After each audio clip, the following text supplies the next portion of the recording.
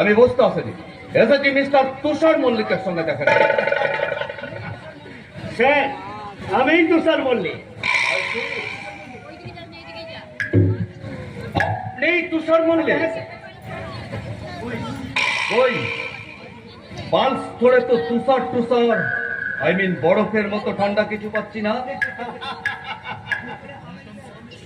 কি করে পাবেন স্যার? রেস্টুরেন্টে খাবার তৈরির জন্য আসে যে দাও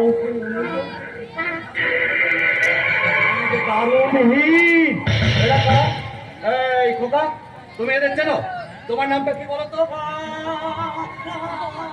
ইস, এত সুন্দর দেখতে ছেলেটা।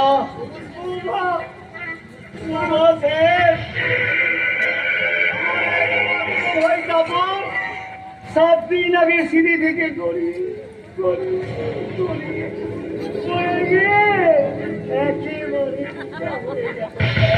বললে বলুন স্যার,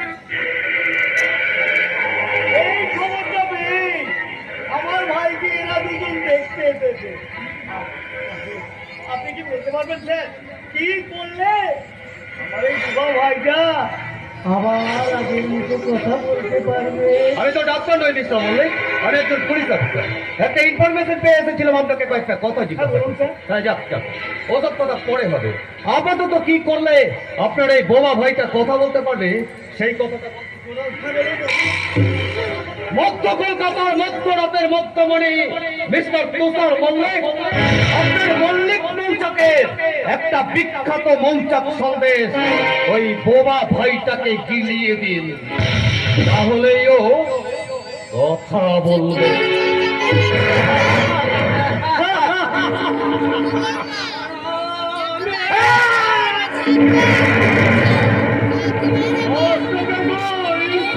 লোকের সামনে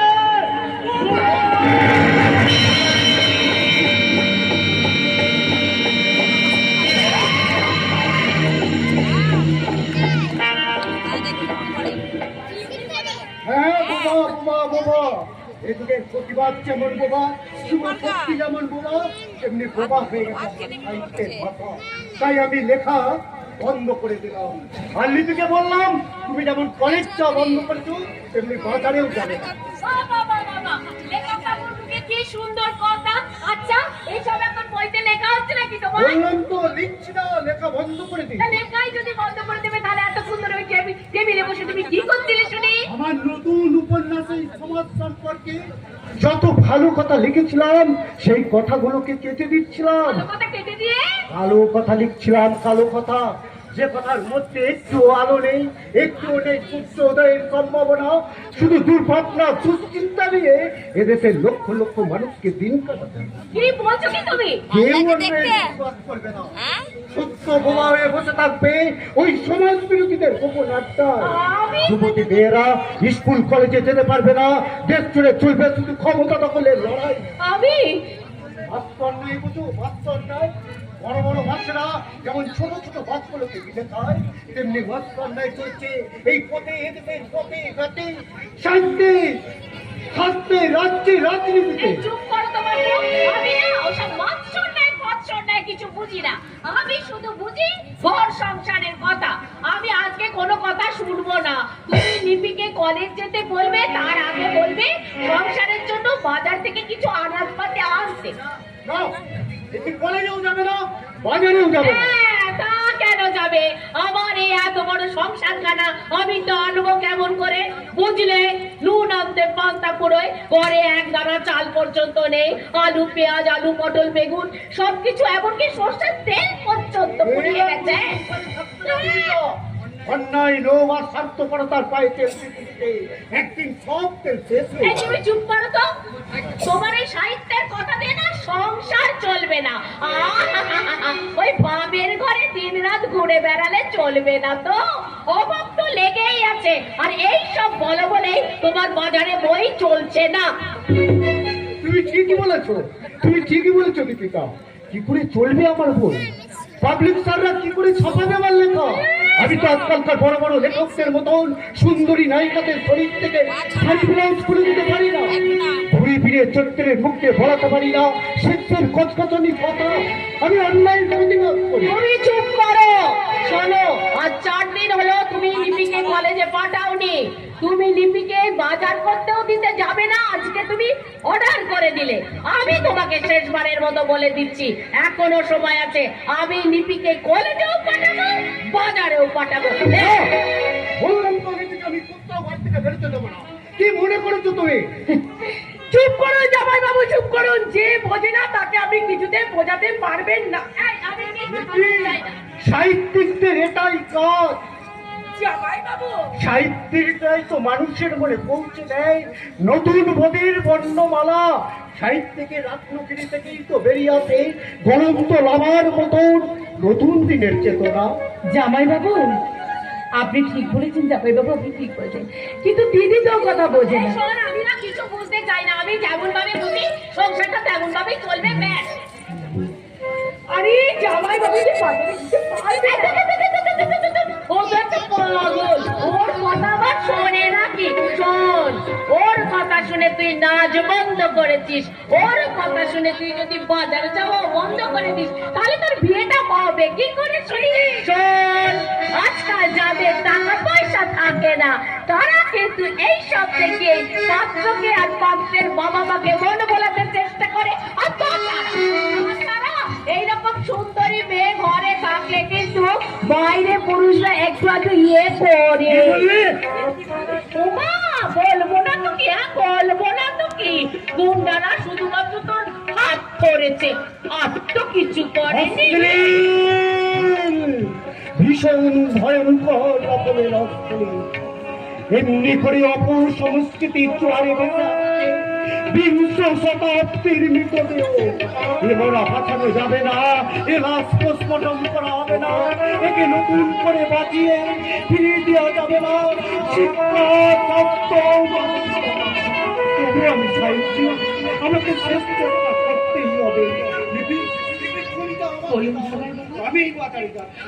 না না জামাই বাবু, না না, আপনি তা করতে পারেন না, তা হয় না জামাই বাবু।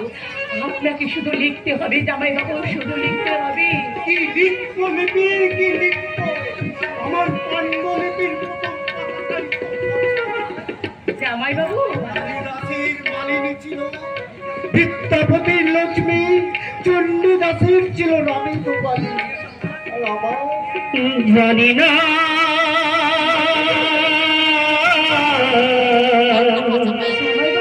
জানি না,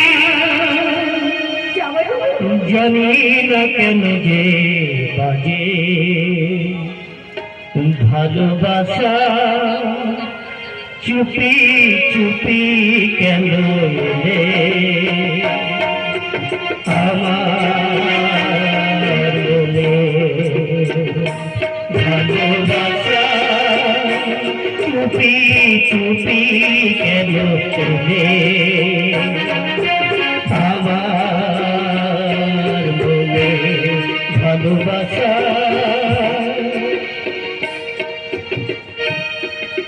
পাশের বাড়ির টেপলে কোটে যে গানটা বাজছিল সেই গানটার কথাগুলো সবই আমার জীবনে কি দারুণ। আমি এত বড় না জামাই বাবু, না, আপনি একা নন জামাই বাবু, আপনি একা নন। আপনি লিখুন কালিদাসের বাহিনী, বিদ্যাপতির লক্ষ্মী, চণ্ডীদাসের রবি। আমি কুমারী হতে না পারলেও কিন্তু আমি আপনার পাশে থাকবো জামাই বাবু, আমি আপনার পাশে থাকবো। আমি আপনার পাশে থেকে আপনার ছোট বড়ি, আপনার পাধুরি বলবো চরণ ধরিতে দিও গো আমারে, নিও না, নিও না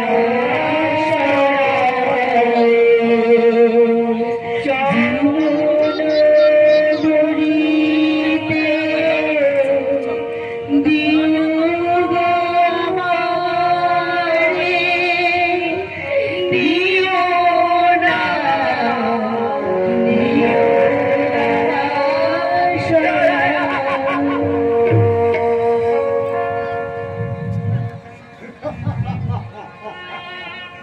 সাহিত্যিক পুলকেশ রায়, তুমি অসহায়ের মতন মিথ্যায় একা ভেবে বসছিলে। হ্যাঁ হ্যাঁ, আমি আবার লিখবো, এক্ষুনি আবার আমি নতুন করে লিখবো। একথা বানর হইতে মানুষ, মানুষ হয়েছিল, এখন আবার বানর হতে চাইছে।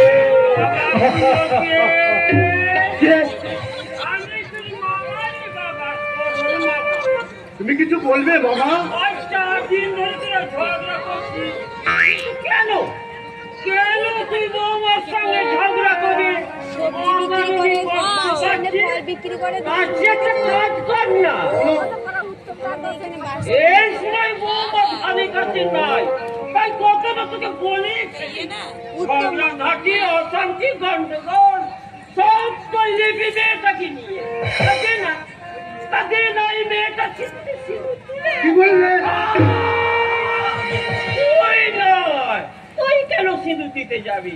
তোর মামা তো ভাই রঞ্জনকে দিতে বিয়েটা হয়ে যায়। অঞ্জলির সঙ্গে লিপির বিয়ে? হ্যাঁ বাবা পুলকে, রঞ্জন এখন বছরটাই ভর হয়ে তুই কি মনে করিস রঞ্জন বিয়ে করে প্রচুর হাসাবে, কেন পারবো না? প্রচুর আমি হাসাবে। বড় বড় বাস চালাতে পারি, আর সংসার চালাতে পারবো না? ঘোড়াডাঙ্গা জানি না। তুমি আর আপত্তি করো না। আরে মালিকরা যেমন নিশ্চিন্তে আমার হাতে গাড়ি ছেড়ে দেয়, তুমি তেমনি তোমার ছেলে লিপিকে আমার হাতে তুলে দাও, ওকে আমি ঠিক চালিয়ে দেবো। শুনলাম তুই নাকি সাতটা খেলতে পারছিস। না মানে ওরে হত ভাগা ছেলে, তুই সাতটা খেলতে ধরেছ, একবার হাত ধরে তো জাল পাঠিয়ে দেবো। মেরো না বাবা, মেরো না। তোমার ওই 30 বছর নাবালক ছেলের কালে চট মেরে আর কোনো লাভ হবে না।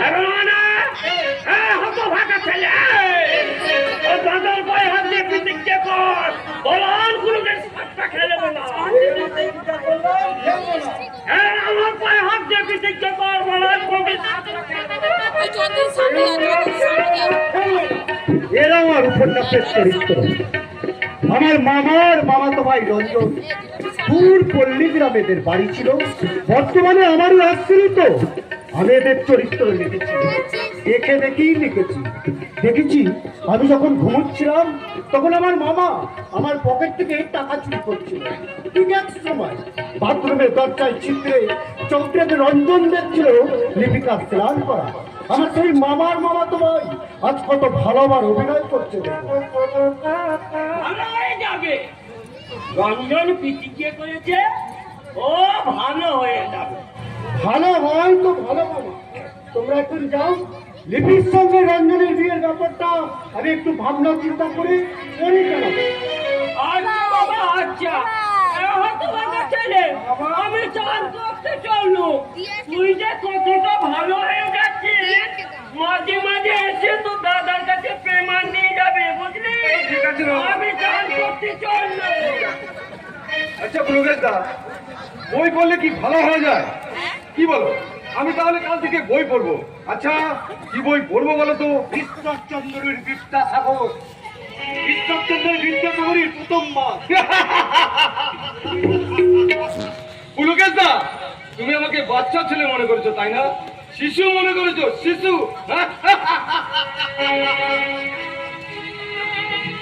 আমি চাই শিশু এগুলো পড়ার কবি। আজ যদি তুমি বেঁচে থাকতে তাহলে দেখতে পেতে এদিকে শিশুর আর যিশুর মতন অবস্থা।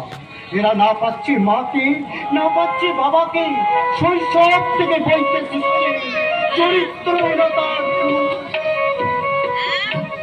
জামাইবাবু, জামাইবাবু, আজকে আমি থেকে দুটো চরিত্র নিয়েছি জামাইবাবু। তাই নাকি? হ্যাঁ জামাইবাবু, হ্যাঁ। এখন এই যে সাহিত্যিকের সাথে পরিচয় করে দিয়ে, এটা নম্বর আমার জামাইবাবু। আর জামাইবাবু উনি আমাকে ওই কেন্দ্রের কাছ থেকে পাঠিয়েছেন। নমস্কার নমস্কার। আর আমি হচ্ছি ওই কুন্ডার কুন্ডা ভদ্রলোকের বৌদি। নমস্কার ঠাকুর, ওনার সাহিত্যিক, ওনাকে তুমি নমস্কার করলে ওই সাহিত্যিকের গুণী মানুষকে পায়ে হাতে প্রণাম করতে হয়, তাকে তুমি ভুলে গেছো। ভুলে গেছে আমি অনেক উত্তেজিত হয়ে কথা বলে ফেলেছি, এর জন্য আপনি আমাকে মাফ করবেন। হ্যাঁ, আমি আবার নতুন করে লিখবো মানুষের কথা, যে মানুষ আর কোনোদিনই ভুলে যাবে না। অসভ্য বর্বর যুগে মানুষ আবার সত্য কথা বলবে, অন্যায়ের বিরুদ্ধে প্রতিবাদ করবে। একটু আগে আপনাকে আমি বলেছিলাম না যে আমার স্বামী পাগল, আজ নিজের চোখে সেটা দেখতে পেলেন। এই যে এতগুলো লোক দাঁড়িয়ে আছে, কারোর সঙ্গে তুমি কথা বলছো না কেন?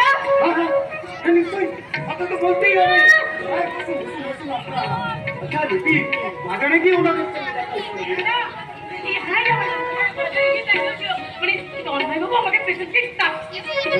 আচ্ছা আচ্ছা আপনার স্বামীর নামটা কি বলুন? দেখেছো মানুষটার আঙ্গেল খানা, স্ত্রী হয়ে স্বামীর নাম ধরবে কি করে? ঠাকুরপো, ওদিকে নাই, এদিকে তাকাও।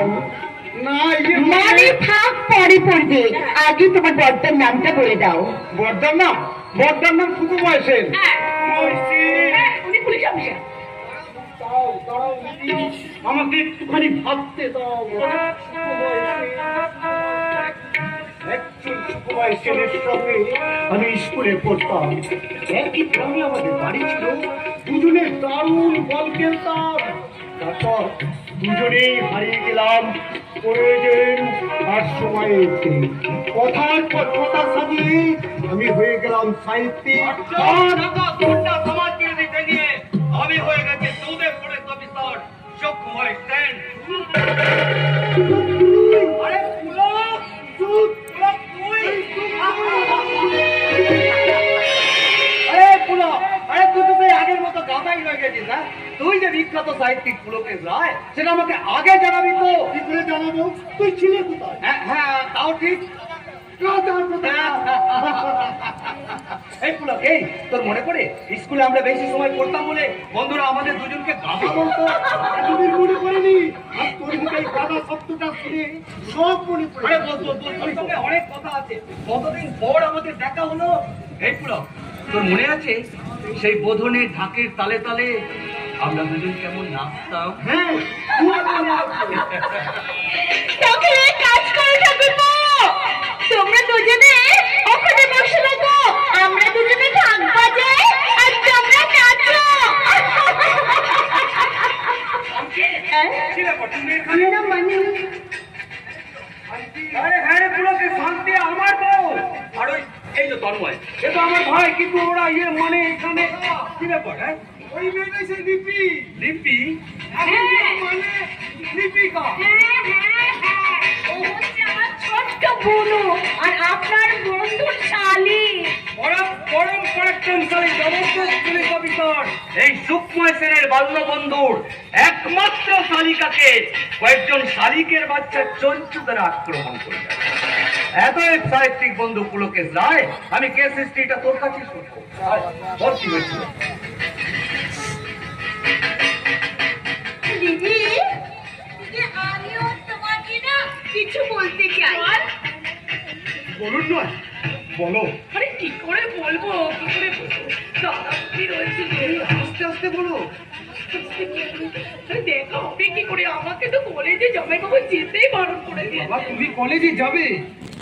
হ্যাঁ, বিশ্বাস কর, আমি আমি আমি কাল বললি মৌচাকে গিয়ে ডেনটাকে দেখে এসেছি। আজ মেজো ভাইয়ের সঙ্গে আলাপ আলোচনা করে ডেনটাকে রেড করছি। পুলিশ কিরে পুরো। আরে আমি যখন আছি তোর ভয় কিসের?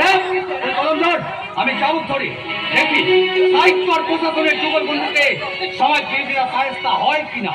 আর হ্যাঁ, একটা কথা মনে রাখবি, আগামী রবিবার আমাদের বিবাহ বার্ষিকী। হ্যাঁ চলতে আরে সেই উপলক্ষে আমাদের বাড়িতে তোদের সকলের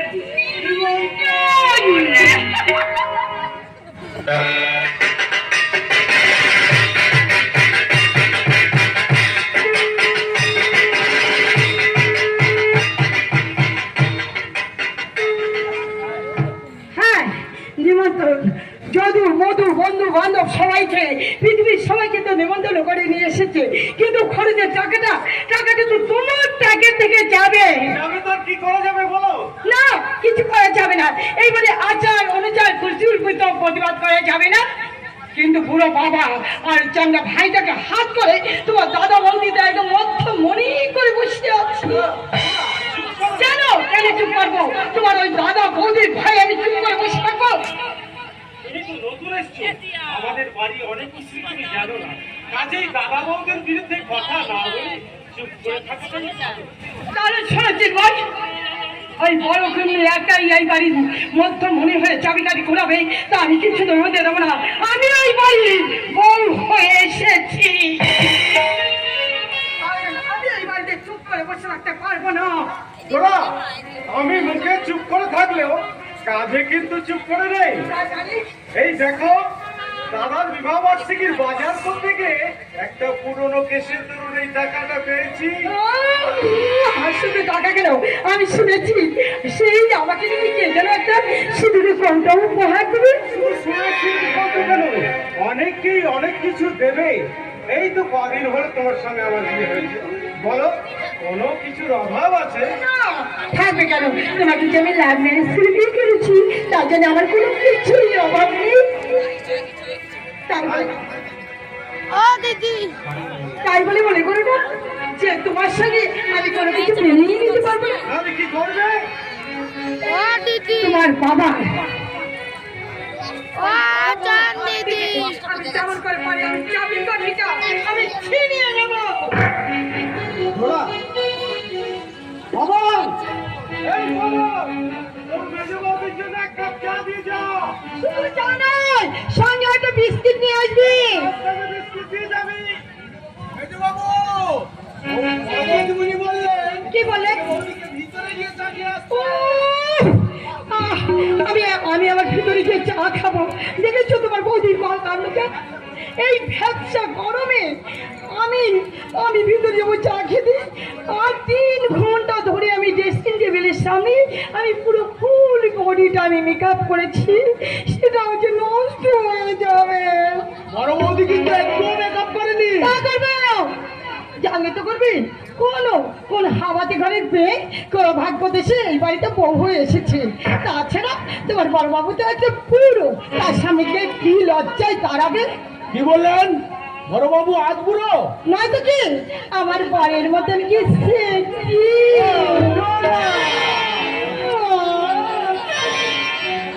এই, একটা সিগারেট খাবো, চিনো দাও।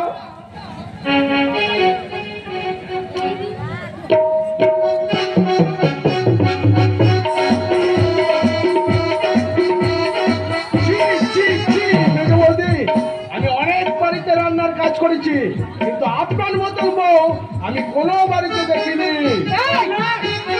যেটুকু দেখছি তার আর কতটুকু বলতে পারলাম মেজো বাবু? এই ছোট লোক, এই কথাগুলো কি তোর ওই বড়কে শিখিয়ে দিয়েছে? আপনাদের মতন ভাবতে সভ্য লোকেরা আমাদের মতন ছোট লোকদের এই কথা শিখিয়ে দেবে, সেই সত্য যুগ কি আর আছে? এত বড় কথা ছোট মুখে বড় কথা বলা যাচ্ছে শাস্তি। মহেশ, তোকে 1000 দিন বলেছি না, বড় বাবু আর বড় বৌদি ভালো লোক নয়, ওদের মুখে ভালো মানুষের মুখোশটা আছে। ওপরটা খুব ভালো, কিন্তু ভেতরটা মিশমিশে কালো। চিন্ময়, কাল তুমি অফিস থেকে ফেরার সময় পয়সার জন্য একটি জামা প্যান্ট নিয়ে আসবে কেমন? এই বাবা, বৌদি কত বড় মন, খুব তো বড় বৌদি করিস, কোনদিন তোর কাছে জামা প্যান্ট কিনে এনে দিয়েছে? দরকার নেই আমার জামা প্যান্টে। আমি দিনকে রাত করে সত্যকে মিথ্যা বানিয়ে কাউরির কাছ থেকে আমি পুরস্কার নিতে চাই না। তার চেয়ে ভালো মানুষের তিরস্কার আমার কাছে অনেক অনেক ভালো। চিন্ময়, ওই পুরানো ঠাকুরটাকে এই বছরে তুমি এই বাড়ি থেকে বিদায় করে দেবে।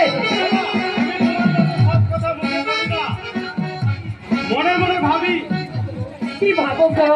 সংসার আমার আর বুড়ো বাবা মায়েরা আর তাদের হাতে থাকে ঘোড়া ছোটা বান লাগাম। সাথে লাগাম ধরে তারা বড় ঘোড়াকে যত ছোটাবার চেষ্টা করুক না কেন, এই পিছনের ঘোড়াটা আপনি ঠিক বলেন বাবু। কর্তা বাবু সাহসী হয়ে বড় বাবু আর বড় বাবু সংসার নিয়ে কেমন ট্রাই করছে। আপনার দুজন সংসারকে নজর দিন। আপনারা নিজের ভালো হলে নিজে বুঝিনি। এ যুগে দাদা বাবা দাদা ভাই যদি বলুন কেউ কারুর নয়। বললি রে মহেশ, আগে আমি তো কিছু বলিনি বাবা। মহেশ বলছিল, আজে বাজে বন্ধু বান্ধব নিয়ে আজে বাজে বন্ধু নিয়ে সময় নষ্ট করবেন না। বাবা ভাই দাদা বৌদি ছাড়া কেউ কারুর নয়। আগে হ্যাঁ কথা বাবু, আমি ওই কথাটাই বলছিলাম, আপনি শুনতে ভুল করেছেন। শুনতে ভুল করেছে? হ্যাঁ বাবা, শুনতে ভুল করেছেন। আপনি ঠিকই শুনেছেন, শুধু ছাড়া আর এই কথা দুটো শুনতে পাননি। ছাড়া এবং আর বাবা ভাই দাদা বৌদি ছাড়া এই সংসারে কেউ কারণ নয় বাবা। তোমরা যখন বলছো তখন তাই হবে। হয়তো সত্যি আমি শুনতে পাইনি। বাবা চিন্ময়, হয় মানুষের জীবনে এমন সময় একটা আসে, তাতে সোনার ভুলি হোক আর বলার ভুলি হোক, কত সোনার সংসার ভেঙে টুকরো টুকরো হয়ে যায়। হ্যাঁ, রামায়ণে তার জলজন্ত প্রমাণ আছে। ওই কাহিনী কথা শুনে রাজা দশরথ যেমন রাম সীতাকে মনে পাঠিয়েছিল, কাল রাত্রি বড় বৌমা আমাকে রামায়ণ পড়ে সেই জায়গাটাই শোনাচ্ছিল। আমার কি সুন্দর রামায়ণ মহাভারত পড়ে। ওই রামায়ণ মহাভারত শুনেই তো বৌদি আপনাকে হাতের মুঠোয় রেখেছে। বাবা বললেছিল দিদি যে আপনাকে যেভাবে শাসন করে আপনাকে হাতের মুঠে করেছে, আমি একদম সত্যি বলতে পারবো। একটা একটা করে সমস্ত সমস্ত যে একদম হ্যাংস্ট করে উঠছি। এই যে সংসারে অপচয় গুলো হচ্ছে, হ্যাঁ অপচয়, হ্যাঁ অপচয় একটা কি দিদি দিদি সমস্ত টাকাটা আপনার হাতে দেয় না। কবে দাদা বৌদির বিয়ে হয়েছে তার ঠিক নেই।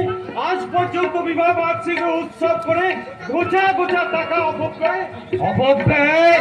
এখানে বসতে বলো, চুপচাপ বস। ওইসব অনুষ্ঠান না করে সমস্ত টাকা যদি আপনার হাতে তুলে দেয়। যেমন আমার মাইনের টাকাটা সব আপনার হাতে তুলে চিন্ময়, সুখময় একটু দেয় রে, সুখময় একটু দেয়। দেয় না বাবা, দেয় না। সমস্ত টাকা দিদির নামে ব্যাংকে জমা করে দেয়। আমি যা দিই তার অর্ধেকও দেয় না। দেবে দেবে দেবে, কি করে দেবে বাবা? সমস্ত টাকাটাই তো ওই ব্যাংকে জমা করে দিচ্ছে দিদির নামে। তাছাড়া আজই বাড়ি খরচা করে দাদা টাকাও নয়, দেখবে দাদা কোন দিকে মার্ডার হয়ে গেছে। না না, ও কথা বলিস না রে চিন্ময়, ওই কথা বলিস না। ওই দেখ তোর মুখে এই কথা শুনে আর সরাসরি টাকা মনে খাচ্ছে, তোমার ওটা টাকা মনে ধরছে। আমার বুকের ভিতরে কি হচ্ছে আমি তোদের বলি বোঝাতে পারি না। কি বলি বোঝাতে পারি না। কি জ্বালা, কি হচ্ছে বাবা, কি হচ্ছে? চিন্ময় বাবা, যে কি যন্ত্রণা বাবা হয়েছে তারাই বোঝে রে, আরে কেউ বোঝে না রে, আরে কেউ।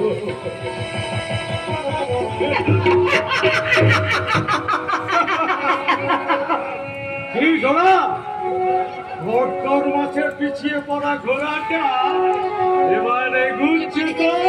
তাই তো তোমাকে নিয়ে আমার ইচ্ছে করছি, জানো তো, দুজনে দুজনকে চাই, চলো না দুজনে হারাই, আজ এই পরিচয় তুমি আমি ভালো আছি ভাই, দুজনে দুজনকে চাই, চলো না দুজনে হারাই, আজ এই পরিচয়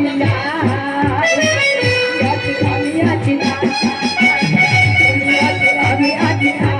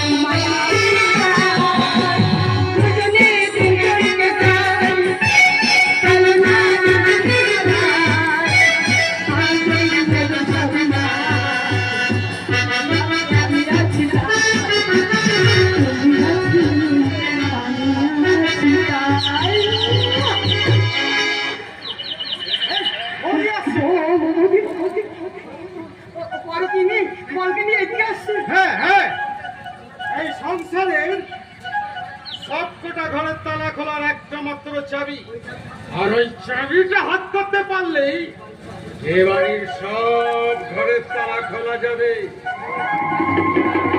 হ্যাঁ ঠাকুরপো, কিন্তু সেই হাতটা, যে হাতটা দিয়ে এই বাড়ির সব কটা তালাকেই অনায়াসেই ঘুরিয়ে ঘুরিয়ে খোলা যাবে, সেই হাতটা কোথায় ঠাকুরপো? পার্টি, তোমার মুখ থেকে মনে হচ্ছে তোমার ঠাকুরপোর বলবি বাবন ঠাকুরপো চায়ের কথা বলতে সেই জন্য কি শুনে কাঁদতে কাঁদতে বেরিয়ে গেল। হ্যাঁ, তোমরা তো কি ছোট লোক বলেছো। ছোট ছেলে আর ছোট লোক এক কথা হলো? হ্যাঁ ববি, তার মানে ওরা তাকে বলেছে আজ বাড়িতে একটা উৎসব, আর তুই কিনা ছোট ছেলের মতো ঘুরে বেড়াচ্ছিস। আমি বুঝলাম, সে না শুনতে ভুল করেছে, কিন্তু হ্যাঁ, বাবা কেন কাঁদতে কাঁদতে ঘরে গিয়ে বিছানায় শুয়ে পড়লো। বাবা তো চোখটা জলে পড়ে যাচ্ছে।